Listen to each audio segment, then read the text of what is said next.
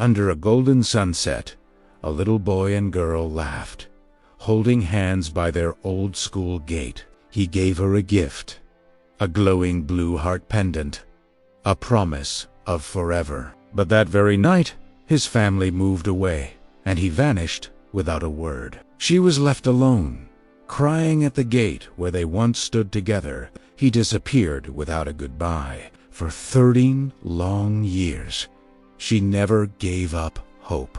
Every single day, she returned to that same spot. Through pouring rain and heavy snow, she waited. Friends told her to forget him, that he was never coming back.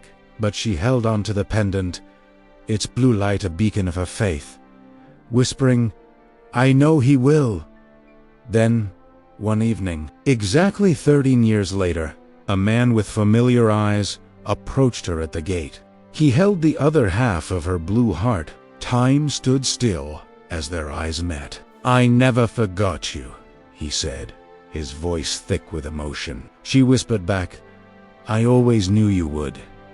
As they joined the two halves, the heart glowed brighter than ever, turning 13 years of pain into a single, perfect moment of forever. True love doesn't count the years, it counts the heartbeats.